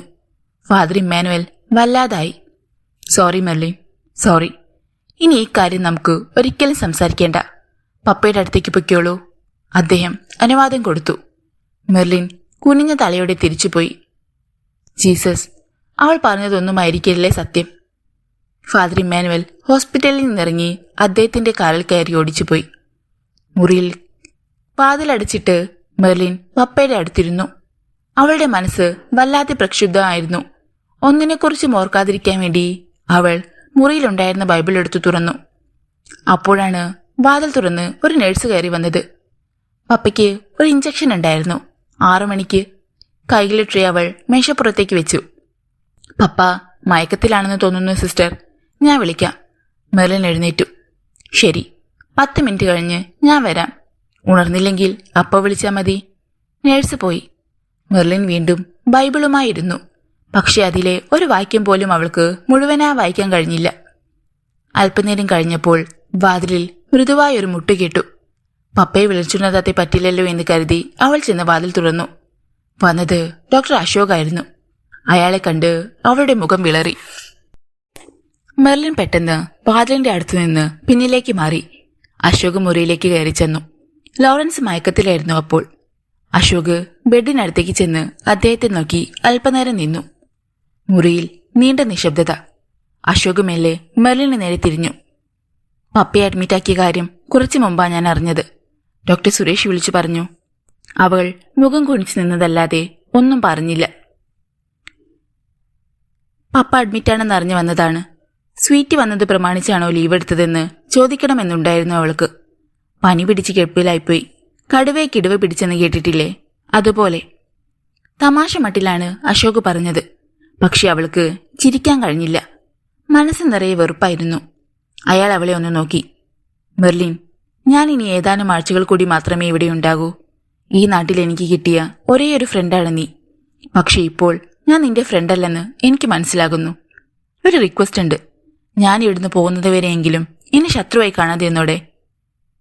ഡോക്ടർ വന്നത് എന്റെ പപ്പയെ കാണാനോ അതോ ഞാനുമായുള്ള ഫ്രണ്ട്ഷിപ്പ് പുനഃസ്ഥാപിക്കാനോ? അവളുടെ കണ്ണിലെ വെറുപ്പ് അയാൾ കണ്ടു. എന്നെ ഇങ്ങനെ ശിക്ഷിക്കാൻ വേണ്ടി അറിഞ്ഞുകൊണ്ടൊരു തെറ്റും ഞാൻ നിന്നോട് ചെയ്തിട്ടില്ല. എനിക്ക് ആ വിഷയത്തെക്കുറിച്ച് സംസാരിക്കാൻ താല്പര്യമില്ല, അവൾ പറഞ്ഞു. ചാട്ടുള്ളി പോലെയാണ് അവളുടെ വാക്കുകൾ അയാളുടെ ഹൃദയത്തിൽ ചെന്ന് തറച്ചത്. Sorry, I am really sorry, Ashok ക്ഷമാപൂർണം മന്ത്രിച്ചു. അപ്പോഴാണ് ലോറൻസ് കണ്ണുകൾ തുറന്നത്. അശോക് അത് കണ്ടില്ല. അയാൾ പോകാനായി വാതിൽ തുറന്നു. അശോക്. പെട്ടെന്ന് അയാളുടെ പിന്നിൽ ലോറൻസിന്റെ ക്ഷീണിതമായ ശബ്ദം കേട്ടു. അശോക് തിരിഞ്ഞു നിന്നു. ഞാൻ കരുതി മെർലിന്റെ പപ്പ മയക്കത്തിലായിരിക്കുമെന്ന്. അയാൾ ലോറൻസിന്റെ അടുത്തേക്ക് ചെന്നു. ഞങ്ങൾ ഇന്നലെ രാത്രിയിലാ വന്നത്. അശോകിനെ ഇങ്ങോട്ട് കണ്ടതേയില്ലല്ലോ. ഞാൻ ലീവിലായിരുന്നു. How are you feeling now? Ashok തിരക്കി. ഇനി എന്തായാലും എന്ത്, എനിക്ക് പോകാനുള്ള സമയമെടുത്തു. പ്ലീസ് സാർ, ഒരിക്കലും അങ്ങനെ പറയരുത്. You are perfectly all right. അടുത്ത സീസണിൽ ഹോഴ്സ് റേസിന് പോകാൻ ഞാനും ഒപ്പം വരുന്നുണ്ട്. ലോറൻസിന്റെ കണ്ണുകൾ ഒന്ന് തിളങ്ങി. റിയലി? യെസ്. മരിക്കും മുമ്പ് ഒരു തവണയെങ്കിലും, ആശയോടെ അദ്ദേഹം പറഞ്ഞു. നമ്മൾ രണ്ടുപേരും ഒരേ കുതിരയിലായിരിക്കും ബെറ്റ് വെക്കുന്നത്. മെർലിന്റെ മൊബൈലിൽ അപ്പോൾ ഒരു കോൾ വന്നു. ചാൾസാണ് വിളിച്ചത്. അവൾ മെല്ലെ മുറിയിൽ നിന്നിറങ്ങിയിട്ട് ആ കോൾ എടുത്തു. ഹലോ. പപ്പയ്ക്ക് എങ്ങനെ ഇരിക്കുന്നു? ഹോസ്പിറ്റലിൽ വന്നതിനു ശേഷം നല്ല ഇംപ്രൂവ്മെന്റ് ഉണ്ട്, അവൾ പറഞ്ഞു. ഗുഡ്. ഡോക്ടർ സുരേഷ് അല്ലേ ഇപ്പോൾ പപ്പയെ അറ്റൻഡ് ചെയ്യുന്നത്? ആ അശോക് വന്നാലും അയാൾ പപ്പയെ കാണാൻ അനുവദിക്കരുത്. മെർലിൻ ഒന്നും മിണ്ടിയില്ല. അയാളെ ഉടൻ തന്നെ ഹോസ്പിറ്റലിൽ നിന്ന് ടെർമിനേറ്റ് ചെയ്യാൻ സാധ്യതയുണ്ട്. അയാളുടെ മോറൽ സൈഡ് വീക്കാണെന്ന് ഹോസ്പിറ്റൽ മാനേജ്മെന്റ് അറിഞ്ഞു കഴിഞ്ഞു. അടുത്തയാഴ്ച ഡൽഹിയിൽ നിന്ന് ഡോക്ടർ മനോജ് ചെറിയാൻ വന്ന് ഹോളി ക്രോസിൽ ജോയിൻ ചെയ്യും. അതോടെ അശോക് ഔട്ട്, ചാൾസ് പറഞ്ഞു. പപ്പ മയക്കത്തിൽ നിന്നുണർന്നുവെന്ന് തോന്നുന്നു. സംസാരം അവസാനിപ്പിക്കാനായി അവൾ പറഞ്ഞു. Okay, I will call you later. Charles phone cut ചെയ്തു. മെർലിൻ മുറിയിൽ ചെന്നപ്പോൾ ലോറൻസിന്റെ നെഞ്ചിൽ വിരൽ മടക്കി മെല്ലെ മുട്ടിനോക്കി പരിശോധിക്കുകയായിരുന്നു അശോക്. നാളെ നമുക്കൊന്ന് സ്കാൻ ചെയ്യണം. ഞാൻ സുരേഷിനോട് സംസാരിക്കാം. എഴുന്നേറ്റുകൊണ്ട് അയാൾ പറഞ്ഞു. നാളെ മുതൽ അശോക് എന്നെ ട്രീറ്റ് ചെയ്താൽ മതി. ഡോക്ടർ സുരേഷിനെ എനിക്ക് വിശ്വാസമില്ലാത്തത് കൊണ്ടല്ല, അശോകിനെ എനിക്കിഷ്ടമായതുകൊണ്ടാണ്. അശോക് ഒന്നും പുഞ്ചിരിച്ചു. ഓക്കെ സാർ, നമുക്ക് നാളെ കാണാം. മെർലിന്റെ നേർക്ക് ഒന്ന് നോക്കുക പോലും ചെയ്യാതെ അശോക് മുറിയിൽ നിന്നിറങ്ങിപ്പോയി. പപ്പ. മെർലിൻ അദ്ദേഹത്തിന്റെ അടുത്തേക്ക് ചെന്നു. ലോറൻസ് അവളെ ഒന്ന് നോക്കി. You are doing a big mistake, അദ്ദേഹം പറഞ്ഞു. എന്ത് മിസ്റ്റേക്ക്? അവൾ അമ്പരന്നു. Charles is never a right man for you. Ashok എന്റെ സണ്ണിലോ ആയാൽ മതിയായിരുന്നു. Is a nice guy. നിനക്ക് ചർച്ച അവനായിരുന്നു. പപ്പ, അവൾ അസഹ്യതയോടെ വിളിച്ചു. നിന്നെ ചാൾസിനെ ഏൽപ്പിച്ചാൽ മനസ്സമാധാനത്തോടെ എനിക്ക് കണ്ണടിക്കാൻ പറ്റത്തില്ല മോളെ. അശോകിനെ കുറിച്ച് എന്തറിഞ്ഞിട്ടാണ് പപ്പ ഇങ്ങനെ പുകഴ്ത്തുന്നത്? അവൾ അരിശത്തോടെ ചോദിച്ചു. ചാൾസിനെ കുറിച്ച് എന്തറിഞ്ഞിട്ടാ നീ അവനെ ഹസ്ബൻഡാക്കാൻ തീരുമാനിച്ചത്? ലോറൻസിന്റെ ആ ചോദ്യത്തിന് മുന്നിൽ മെർലിൻ പകച്ചു നിന്നു.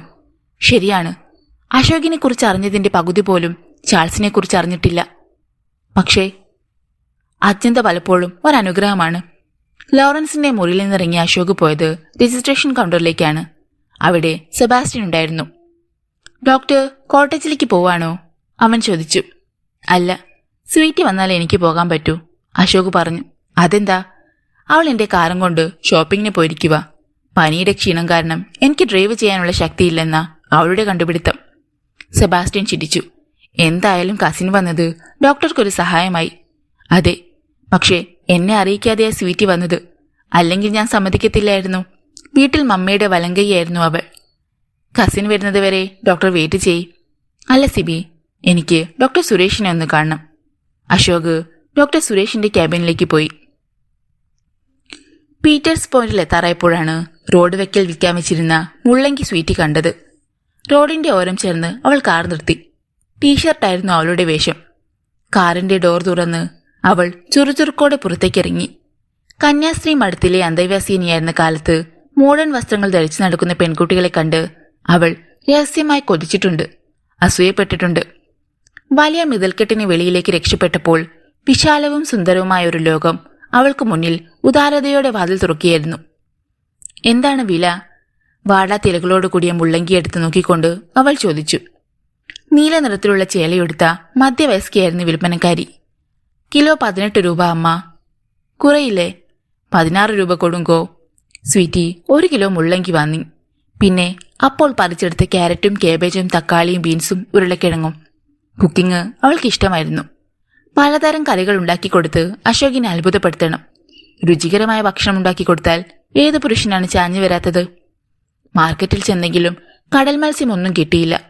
തടാകത്തിൽ നിന്ന് പിടിച്ച ഒരു വലിയ മീൻ വാങ്ങി അവൾ 2 കിലോ വാങ്ങി. ഇഞ്ചിയും കറിവേപ്പിലും തേങ്ങയും കിട്ടിയില്ലല്ലോ എന്നപ്പോഴാണ് ഓർമ്മ വന്നത്. തിരിഞ്ഞു നടന്നപ്പോൾ അത് 3 കിട്ടി. കാറിന്റെ ബാക്ക് സീറ്റ് സാധനങ്ങൾ കൊണ്ട് നിറഞ്ഞു. റൊസാരിയോസ് ബേക്കറി കണ്ടപ്പോൾ വണ്ടി നിർത്തി കുറച്ച് ബ്രെഡും ഒരു കേക്കും വാങ്ങി. അപ്പോഴാണ് കുപ്പികളിൽ നിറച്ചു വെച്ചിരിക്കുന്ന ചുവന്ന വൈൻ കണ്ടത്. ഒരു കുപ്പി വാങ്ങി. ഷോപ്പിംഗ് കഴിഞ്ഞ് തിരിച്ചു പോകാറായപ്പോഴാണ് വലിയ ഒരു ചുവന്ന കാർ അടുത്തു വന്ന് നിന്നത്. പരിചയമുള്ള കാറാണല്ലോ അതെന്ന് അവൾക്ക് തോന്നി. കാറിന്റെ ഡോർ തുറന്ന് ചാൾസ് ലീറോയ് പുറത്തേക്കിറങ്ങി. ഓ, ചാൾസ്! അവൾ ആശ്ചര്യത്തോടെ നിന്നു. അപ്പോഴാണ് അയാൾ അവളെ കണ്ടത്. പെട്ടെന്ന് അയാളുടെ കണ്ണുകൾ ഒന്ന് തിളങ്ങി. സ്വീറ്റി! ചാൾസ് തിടുക്കത്തിൽ അവളുടെ അടുത്തേക്ക് വന്നു. Nice to meet you again. സൗഹൃദഭാവത്തിൽ അയാൾ കൈനീട്ടി. അവൾ പുഞ്ചിരിയോടെ അയാളുടെ കയ്യിൽ പിടിച്ചു. ഞാൻ പ്രതീക്ഷിച്ചതേയില്ല, അവൾ പറഞ്ഞു. അന്ന് കണ്ടതിലും സ്മാർട്ടായിരിക്കുന്നു സ്വീറ്റി, അയാൾ അഭിനന്ദിച്ചു. ഏയ്, എനിക്കൊരു മാറ്റവും വന്നിട്ടില്ല, ഡ്രസ്സ് ഒഴിച്ച്, അവൾ പറഞ്ഞു. ചില ഡ്രസ്സുകൾ നമ്മളെ കൂടുതൽ സ്മാർട്ടാക്കും. ചാൾസ് അവളുടെ കൈ വിട്ടില്ല. സോഫ്റ്റ് ഫിംഗേഴ്സ്, അയാൾ പറഞ്ഞു. Thank U. ഞാൻ മിക്ക ദിവസവും സ്വീറ്റിയെക്കുറിച്ച് ഓർക്കുമായിരുന്നു. എന്തിന്? ഒരു സ്ത്രീയെക്കുറിച്ച് ഒരു പുരുഷൻ ഓർക്കുന്നതിന് ഒരർത്ഥം മാത്രമല്ലേയുള്ളൂ. അർത്ഥഗർഭമായ നോട്ടത്തോടെ അയാൾ പറഞ്ഞു. Thank you again. Do you like me? അവൾ ചോദിച്ചു. Of course, you are an enchanting woman. ഒരിക്കൽ കണ്ടാൽ ഒരിക്കലും മറക്കില്ല. ഓർക്കുമ്പോഴൊക്കെ ആഗ്രഹം തോന്നുകയും ചെയ്യും. U naughty. ശ്വാസിക്കുന്ന മട്ടിൽ അവൾ കള്ളച്ചിരിയോടെ അയാളെ നോക്കി. സ്വീറ്റി കുറേ ദിവസം ഇവിടെ ഉണ്ടാകുമോ? യെസ്, അശോക് ഇവിടെയുള്ളിടത്തോളം കാലം. നമ്മളിനി എന്നാണ് കാണുന്നത്? അയാൾ ചോദിച്ചു. പറഞ്ഞാ മതി. എനിക്കൊരു ഗസ്റ്റ് ഹൗസ് ഉണ്ട്. എന്റെ കാർഡ് കയ്യിലുണ്ടല്ലോ. ഫ്രീ ആകുമ്പോൾ വിളിച്ചാൽ മതി, ഞാൻ വന്ന് കൊണ്ടുപോകാം. ഓക്കെ, അവൾ സമ്മതിച്ചു. പക്ഷേ ഒരു കാര്യം, അശോക് അറിയാൻ പാടില്ല, അതല്ലേ? അവൾ ചോദിച്ചു. അപ്പോൾ അറിയാം, മിടുക്കി, അവൾ ചിരിച്ചു. സത്യത്തിൽ അശോക് ഒരു ഭാഗ്യവാനാണ്. ഐ ഫീൽ ജലസി, അയാൾ പറഞ്ഞു. എന്തിനാ ജലസി? സ്വീറ്റിയെ പോലൊരു പെണ്ണിനോടൊപ്പം എന്നും. അസൂയ വേണ്ട. ടിവിയുടെ പരസ്യത്തിൽ പറയുന്നത് പോലെ സ്വന്തമാക്കി അഭിമാനിക്കൂ, അവൾ പറഞ്ഞു. നല്ല ഹ്യൂമർ സെൻസും ഉണ്ട് സ്വീറ്റിക്ക്. നിൽക്കാൻ സമയമില്ല, ഒരു ദിവസം വിളിക്കണം. ഓക്കെ, വിളിക്കാം. അവളുടെ കൈപിടിച്ച് വന്ന് അമർത്തിയിട്ട് ചാൾസ് കാലിൽ കയറി ഓടിച്ചു പോയി. ഹോളിക്രോസ് ഹോസ്പിറ്റലിലേക്ക് ഡ്രൈവ് ചെയ്യുമ്പോൾ സ്വീറ്റി അറിയാതെ പുഞ്ചിരിച്ചു. പാവൻ ചാൾസ്. ഹോസ്പിറ്റലിന്റെ പാർക്കിംഗ് സ്ഥലത്ത് ചെന്ന് ഒടുവിൽ കാർ നിന്നു. താൻ വന്ന കാര്യം അശോകിനെ എങ്ങനെ അറിയിക്കും? ഈ വലിയ ഹോസ്പിറ്റലിൽ എവിടെ ചെന്ന് അശോകിനെ കണ്ടുപിടിക്കും? ഒരു മൊബൈൽ വാങ്ങിത്തരണമെന്ന് അശോകിനോട് പറയണം. കാർ തുറന്ന് അവൾ പുറത്തേക്കിറങ്ങി നിന്നു. അല്പനേരം കഴിഞ്ഞപ്പോൾ അശോക് ഹോസ്പിറ്റലിന്റെ പടിയിറങ്ങി വരുന്നത് സ്വീറ്റി കണ്ടു. ഞാൻ വന്നത് എങ്ങനെ മനസ്സിലായി? അവൾ കൗതുകത്തോടെ ചോദിച്ചു. സെക്യൂരിറ്റിയോട് പറഞ്ഞിട്ടുണ്ടായിരുന്നു എന്റെ കാർ വരുമ്പോൾ അറിയിക്കണമെന്ന്, അയാൾ പറഞ്ഞു. അതിലും നല്ലത് എനിക്കൊരു മൊബൈൽ മേടിച്ചു തരുന്നതല്ലേ മോനെ? എന്റെ കയ്യിൽ ഉപയോഗിക്കാത്തൊരു മൊബൈലുണ്ട്, അത് തരാം. കാറിന്റെ ബാക്ക് ഡോർ തുറന്നപ്പോഴാണ് തിങ്ങി നിറഞ്ഞ ബാക്ക് സീറ്റ് അശോക് കണ്ടത്. എന്റെ സ്വീറ്റി, നീ മാർക്കറ്റ് മുഴുവൻ ഇങ്ങ് മേടിച്ചോ? ആഗ്രഹമുണ്ടായിരുന്നു, പക്ഷേ അതിനു മാത്രം സ്ഥലം കാലില്ലായിരുന്നു. ഇതൊക്കെ നിന്നെത്തിയിരിക്കാനാണ്. ജീസസ്, അയാൾ നെഞ്ചിൽ കുരിച്ചു വെച്ചു. അത് കണ്ട് സ്വീറ്റി പൊട്ടിച്ചിരിച്ചു. ലഞ്ച് കഴിഞ്ഞ് ഏഞ്ചൽ മേരി കോൺവെന്റ് സ്കൂളിലെ തന്റെ ഓഫീസ് മുറിയിലിരുന്ന് കമ്പ്യൂട്ടറിൽ അക്കൗണ്ട് പരിശോധിക്കുകയായിരുന്നു ഫാദർ ഇമ്മാനുവൽ. ആ നേരത്താണ് അശോകിന്റെ ഫോൺ കോൾ വന്നത്. ഗുഡ് ആഫ്റ്റർനൂൺ ഫാദർ, എനിക്ക് അത്യാവശ്യമായി ഫാദറെ ഒന്ന് കാണുമല്ലോ. ഇന്ന് തന്നെ? ഫാദർ ചോദിച്ചു. അതെ. അശോക് ഇപ്പോൾ എവിടെയാണ്? ഞാൻ ഹോസ്പിറ്റലിലാണ്. ലീവ് കഴിഞ്ഞ് ഇന്നലെ ജോയിൻ ചെയ്തു. 4 മണി കഴിഞ്ഞ് ഞാൻ വരട്ടെ? അത് മതി, എനിക്കിവിടുന്ന് ഇറങ്ങാൻ പറ്റുന്നില്ല. അല്ലെങ്കിൽ ഫാദറെ ബുദ്ധിമുട്ടിക്കാതെ ഞാൻ അങ്ങ് തന്നെ വന്നേനെ, അശോക് പറഞ്ഞു. എനിക്ക് ബുദ്ധിമുട്ടില്ല. മെർലിന്റെ പപ്പയെ ഡിസ്ചാർജ് ചെയ്തോ? ഇല്ല. ഞാൻ വരാം, എനിക്ക് അവരെയും കാണാമല്ലോ. Okay father. 4 മണിക്ക് മുമ്പ് ഫാദർ ഇമ്മാനുവൽ സ്കൂളിൽ നിന്നിറങ്ങി. ഹെയർപിൻ വളവുകൾ താണ്ടി അദ്ദേഹം ഹോസ്പിറ്റലിൽ എത്തിയപ്പോഴേക്ക് മൂടൽമഞ്ഞ് പരക്കാൻ തുടങ്ങിയിരുന്നു. അശോക് അയാളുടെ കൺസൾട്ടിംഗ് റൂമിൽ ഉണ്ടായിരുന്നു. ഫാദർ ചെന്നപ്പോൾ അയാൾ ആരുടെയോ സ്കാൻ റിപ്പോർട്ട് പരിശോധിക്കുകയായിരുന്നു. Please sit down father. ഗൗരവഭാവത്തിലായിരുന്നു അശോക്. എതിർവശത്തുള്ള കസേരയിൽ ഫാദർ ഇമ്മാനുവൽ ഇരുന്നു. മെറിലിനെ കുറിച്ച് സംസാരിക്കാനാണ് ഞാൻ ഫാദറെ കാണണമെന്ന് പറഞ്ഞത്. മുഖവുരയില്ലാതെ അശോക് അറിയിച്ചു. അവൾക്കെന്ത് പറ്റി? മിസ്റ്റർ ചാൾസ് ലിഡോയുമായുള്ള അവളുടെ മാരേജ് ഫിക്സ് ചെയ്തിരിക്കുകയാണല്ലോ. അത് നടത്താൻ ഫാദർ മുൻകൈയെടുത്ത് സ്പീഡപ്പ് ചെയ്യണം. വൈ? മക്കളെ ഒരു പുരുഷന്റെ കയ്യിൽ ഏൽപ്പിച്ചു കൊടുത്തിട്ട് മനസമാധാനത്തോടെ അവളുടെ പപ്പയ്ക്ക് കണ്ണടിക്കാമല്ലോ. ഫാദർ മനസ്സിലാകാത്ത മട്ടിൽ അയാളെ നോക്കി. എനിക്ക് സംശയം തോന്നി ഇന്നലെ അവളുടെ പപ്പയുടെ ലങ്സ് ഒന്ന് സ്കാൻ ചെയ്തു. അതിന്റെ റിപ്പോർട്ടാണിത്. 1.5 മാസം അല്ലെങ്കിൽ 2, അതിലപ്പുറം അദ്ദേഹം ജീവിച്ചിരിക്കില്ല. മിസ്റ്റർ ലോറൻസിന് ലങ് ക്യാൻസർ ആണ്. അശോക് വിശ്വാസം വരാതെ ഫാദർ വിളിച്ചു. അതെ, അനാഥയാകും മുമ്പ് മെർലിൻ മന്ത്രകോടി അണിയട്ടെ ഫാദർ. അശോകിന്റെ മുഖത്തേക്ക് തന്നെ നോക്കി ഫാദർ ഇമ്മാനുവൽ ഒരക്ഷരം പോലും പറയാനാവാതെ ഇരുന്നു.